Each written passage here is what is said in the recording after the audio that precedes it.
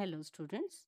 In the last video, we have completed our chapter linear equation in two variables. Now in this video, we will start a new chapter of geometry, lines and angles. Now, in our daily life, we see different types of angles formed between the edges of a plane surfaces.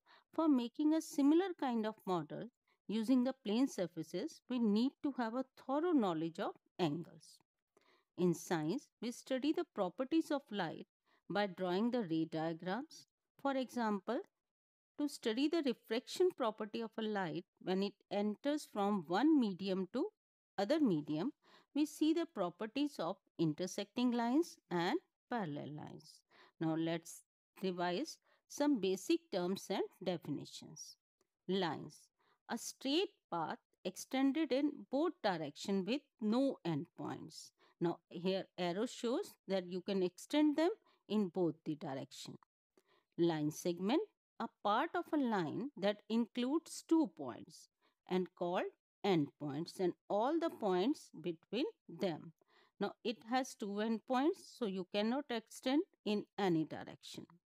Ray: a part of a line with one endpoint that continues without end in one direction. A ray has only one arrow, so it shows that you can extend it only one direction. Now, intersecting lines: lines that cross each other are called intersecting lines. Non-intersecting lines that never cross each other and are always parallel to each other. Angles: angle is formed when two rays originate from the same endpoint. The rays making an angle are called the arms of the angle and the endpoint is called the vertex of the angle. There are many types of angles such as acute angle, right angle, obtuse angle, straight angle, reflex angle, adjacent angles, linear pair of angles. Now first, let's discuss acute angle.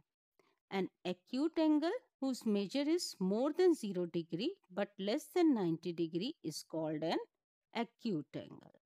A right angle: an angle whose measure is equal to 90 degree is called a right angle.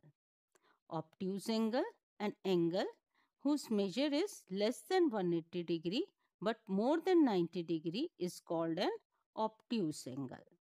Straight angle: an angle whose measure is equal to 180 degree is called a straight angle. Reflex angle: an angle whose measure is more than 180 degree but less than 360 is called a reflex angle. Now, adjacent angles: angles which have one common arm and a common vertex with an uncommon arm are opposite to each other are called the adjacent angle. For example, here O is the common vertex and OB is the common arm. Linear pair of angles: angles formed by a line intersecting a straight line is called a linear pair. And the property of a linear pair: here angle A and B, two angles, but their sum is always equal to 180 degree. Angle A plus angle B is equal to 180 degree. It is a linear pair. Now vertical opposite angles: angles formed by two intersecting lines such that the opposite angles are equal and are called vertical opposite angles. Property of a vertical opposite angles: that they are always equal to each other. For example, here angle 1 is equal to angle 3 and angle 2 is equal to angle 4. Parallel lines: parallel lines are lines that remains the same distance apart over their entire length. No matter how far we extend them, they will never meet. Or you can say that parallel lines have never intersect each other. Now transversal. Transversal is a line that intersect two or more parallel lines at a distinct points. There are some pair of angles formed when a transversal intersect two lines such as corresponding angles, alternate interior angles, alternate exterior angle, interior angles on the same side of the transversal. Now, first of all, corresponding angles. Now, here M and N are two lines and T is a transversal. So, here corresponding angles, angle 1 and angle 5 is a corresponding angle, angle 2 and angle 6 are corresponding angle, angle 3 and angle 7 are corresponding angle, angle 4 and angle 8 are corresponding angle. And if the lines are parallel, then the corresponding angles are equal. Next, alternate interior angles. Now here, angle 3 and angle 5 are alternate interior angle. Similarly, angle 4 and angle 6 are alternate interior angle. And if the lines are parallel, then alternate interior angles are always equal. Angle 4 will be equal to angle 6 and angle 3 is equal to angle 5.